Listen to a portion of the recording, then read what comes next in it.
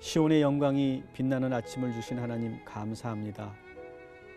깊은 어둠을 뚫고 새로운 빛을 주신 하나님, 오늘 하루도 빛 대신 주님 안에서 살게 하옵소서. 주님의 말씀을 내 길에 빛으로 여기며 살게 하시고, 말씀의 조명 아래서 우리의 삶을 바라보게 하옵소서. 예수님의 이름으로 기도하옵나이다. 아멘.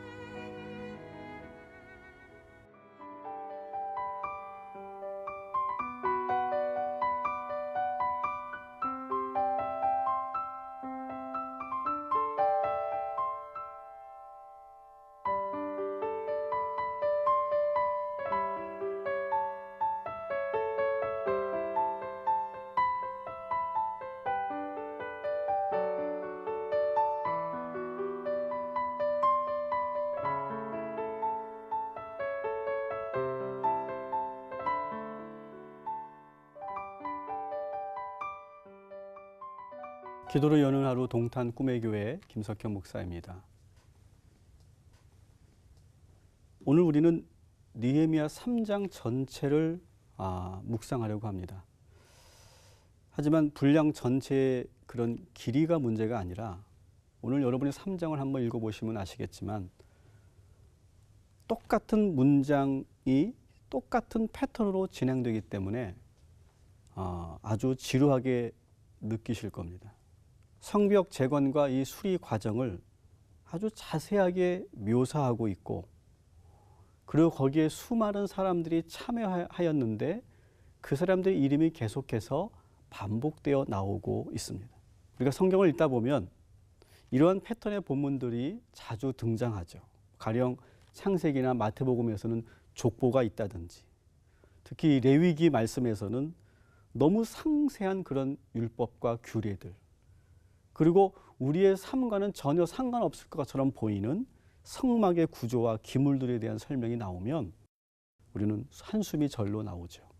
여호수아를 보시면 이 12지파를 이제 기업으로 분배하는 그 과정도 상당히 지루하고, 또 민수기 말씀을 보면 인구 개수와 통계 수치가 상당량을 차지하고 있기 때문에 민수기 말씀을 읽다가 포기할 때도 많이 있습니다.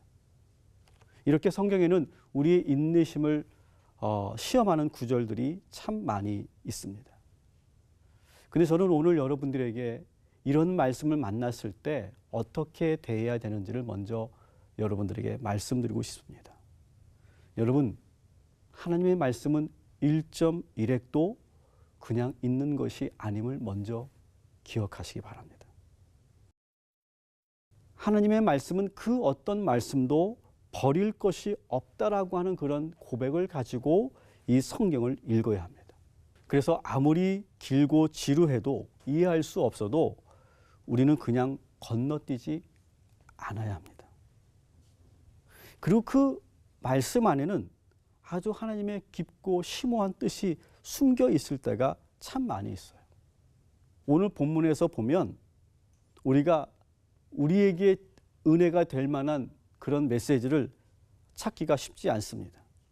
그러나 오히려 그런 말씀일수록 마치 금강을 찾아 땅을 파 내려가듯이 깊숙이 들어가다 보면 그 안에서 너무나 귀한 진리의 금맥을 찾게 될 때가 많이 있어요. 여러분, 성경을 보면서 그냥 눈에 들어오는 은혜의 말씀만 줄치는 것이 아니라 여러분들이 한 번도 경험하지 못했던 그 진리의 금맥을 찾는 심정으로 여러분 이 성경의 숲에 한번 들어가 보시기 바랍니다. 처음 여러분 숲에 들어가면 어떻습니까? 길도 없고 그리고 방향도 잃게 되죠. 그리고 목적지가 전혀 보이지 않기 때문에 내가 지금 뭐하고 있나라고 하는 회의감이 들 때가 있죠. 근데 끝까지 그 숲길을 걸어가다 보면 한 번도 만나보지 못했던 오솔길을 만나게 되고, 그리고 사람들이 다니지 않은 짐승들이 다녔던 그런 길도 만나게 되면서 뜻하지 않은 기쁨을 누릴 때가 참 많이 있죠. 성경도 바로 그런 기쁨을 우리에게 주실 때가 많이 있어요. 그리고 여러분, 성경을 보실 때 그리고 이 성경의 저자가 지금 어떤 심정으로 이 말씀을 써 내려갔는지를 여러분 느끼시면서 이 말씀을 보시면 좋겠어요. 특별히 이 3장은 느헤미야에게는 너무나 감격스러운 그런 시간, 그리고 그 감동 속에서 오늘 이 3장을 써 내려갔다라고 하는 것을 여러분 느끼시면 좋겠어요. 여러분 생각해 보십시오. 우리가 성벽을 재건하자라고 했는데 그 성벽 재건에 찬성한 이스라엘 백성들이 열심히 그 성벽을 중수하고 재건해 가는 과정을 지금 느헤미야는 보고 있는 거예요. 거기서 열심히 땀 흘려 일하는 사람들, 그 한 사람 한 사람의 이름을 기록해 놓은 거예요. 그들의 그 땀 흘리는 모습을 보면서 얼마나 뿌듯했을까요? 열심히 일하면서 기뻐하고, 그리고 막 서로가 대화를 나누고 망치질을 하고, 그리고 돈을 나누는 그런 사람들을 보면서 마음에 감동이 있어서 그 사람들 하나라도 놓치고 싶지 않아서 그들의 이름을 지금 하나하나 일일이 기록하고 있는 거예요. 여러분, 내가 지금 느헤미야라고 하는 그런 마음으로 한번 이 3장을 우리 한번 천천히 읽어 나갔으면 좋겠습니다. 느헤미야는 이 3장에서 예루살렘 성벽이 어떻게 재건되었는지 아주 자세하게 마치 공사 일지를 쓰듯이 그렇게 적어 내려갔습니다. 오늘 내용을 요약해 보면 성벽 재건에 도움을 주었던 사람들이 75명이 소개되고 있어요. 물론 더 많은 인부들이 있었겠지만 느헤미야는 그래도 가능하면 본인이 알고 있는 이름들을 다 적어 놓고 싶었어요. 그리고 공사에 참여했던 사람들이 크게 12부류로 나누어서 소개되고 있고, 그리고 다양한 직업에 종사하는 사람들이 거기에 소개되고 있는데 무려 15가지의 직업을 갖고 있는 사람들이 성벽 재건에 참여한 것으로 나오고 있습니다. 그리고 성벽 재건을 하는 그 공사 구간을 45개로 나누어서 설명되어지고 있고, 그리고 그 구간 중 총 10개의 문을 중수하는 장면을 아주 자세하게 소개하고 있어요. 본문을 찬찬히 읽어보시면 양문이라고 하는 곳을 시작으로 해서 시계 반대 방향으로 공사가 진행되고 있는 것을 알게 되죠. 여러분 인터넷에 들어가 보시면 예루살렘 성에 대한 그런 그림들이 참 많이 있는데 10개의 문이 소개되고 있을 텐데 그 문을 한번 그 오늘 3장에 있는 말씀을 순서대로 한번 따라가면서 아 이렇게 공사가 진행되었구나 라고 하면서 그때 누가 이런 일을 했고 어떤 사람이 이런 일을 했는지를 여러분 느끼면서 한번 말씀을 읽어 내려가 보시기 바랍니다. 큰 은혜가 있을 겁니다. 저는 이 3장에서 또한 발견하게 되는 것은 느헤미야의 탁월한 리더십을 또한 배울 수 있었습니다. 지난달 우리는 지방선거를 통해서 새로운 지도자들을 우리 국민의 손으로 세웠습니다.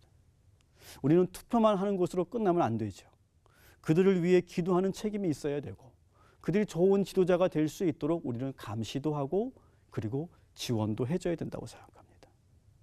저는 우리 새롭게 선출된 그 지도자들이 느헤미야의 이 리더십을 배웠으면 좋겠습니다. 느헤미야는 혼자 일한 사람이 아니라 이스라엘 백성들이 모두 참여할 수 있도록 이끌어냈던 그런 사람이에요. 리더란 독단적으로 일하는 사람이 아니죠. 한 사람 한 사람 모두를 소중하게 여기고 귀하게 여기면서 그의 이름을 다 기록해 두는 그 마인드를 갖고 있는 느헤미야처럼 모든 사람들이 뿔뿔이 흩어져 있는 사람들이 하나로 모아질 수 있도록 이끌어가는 리더십이 오늘날 우리들에게 정말 필요한 것 같아요. 느헤미야에서 보면 1장 1절에만 느헤미야라고 하는 이름이 나오지 그 외에는 느헤미야라는 말의 이름이 나오지 않습니다. 모든 것을 다 이스라엘 백성들이 해나갈 수 있도록 느헤미야는 뒤에서 지원하고 후원하는 것밖에 하지 않습니다. 그리고 느헤미야는 이 구성원들이 최고의 열정과 능력을 발휘할 수 있도록 도와주고 있어요. 구성원들을 적재적소에 잘 배치하고 마음 놓고 일할 수 있도록 도와줘요. 무조건 일방적으로 명령하고 그리고 지시하는 것이 아니라 자기가 살고 있는 그 집에서 멀리 떨어지지 않은 그 공사 구간을 참여할 수 있도록 배려해 주는 것이죠. 그리고 사람들의 마음에 동기를 부여하고 그리고 감동과 기쁨을 가지고 일할 수 있도록 느헤미야는 이끌어내고 있어요. 그리고 느헤미야는 한 번 맡겼으면 끝까지 믿어주는 리더십을 가지고 있어요. 느헤미야는 성벽 재건 공사를 45개의 구간으로 나누어서 진행하고 있고 10개의 문을 완성해 가고 있는데 각 구간마다 책임자를 두고 그들에게 권한을 위임하고 있어요. 그가 조직한 건축위원회는 중앙 집권 체제가 아니라 탈중심으로 권한과 책임이 분산된 그런 체제였어요. 그래서 과감하게 모든 결정과 권한을 위임해 주고 있는 것이죠. 미국의 루즈벨트 대통령은 가장 좋은 지도자는 이루고자 하는 일을 맡길 수 있는 훌륭한 사람들을 발굴하고 세울 수 있는 분별력을 가지고 있는 사람이다. 그리고 그들이 그 일을 하는 동안 성가시게 참견하지 않을 수 있는 자제력을 충분히 가지고 있는 사람이다. 이렇게 위임 리더십에 대해서 설명을 했습니다.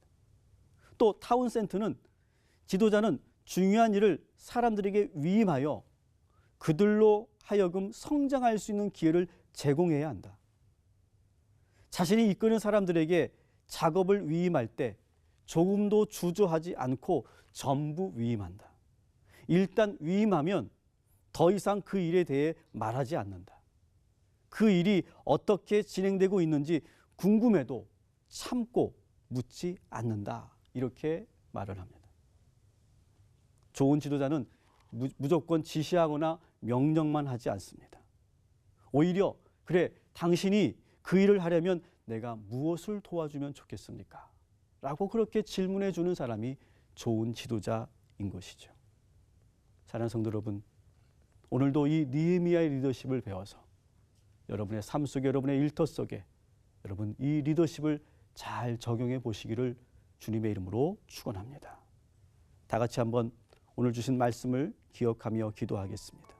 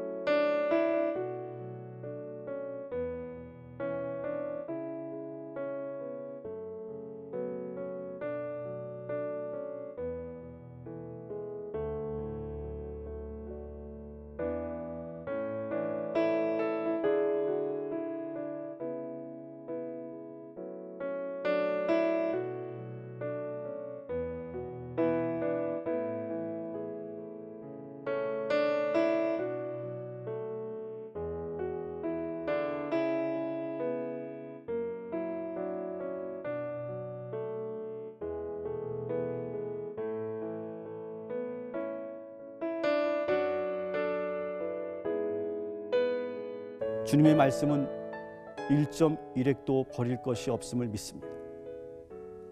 내가 듣고 싶은 말씀을 찾아 읽는 성도가 되지 말게 하시고 오늘 나에게 주신 말씀을 있는 그대로 듣는 우리가 되게 하여 주옵소서.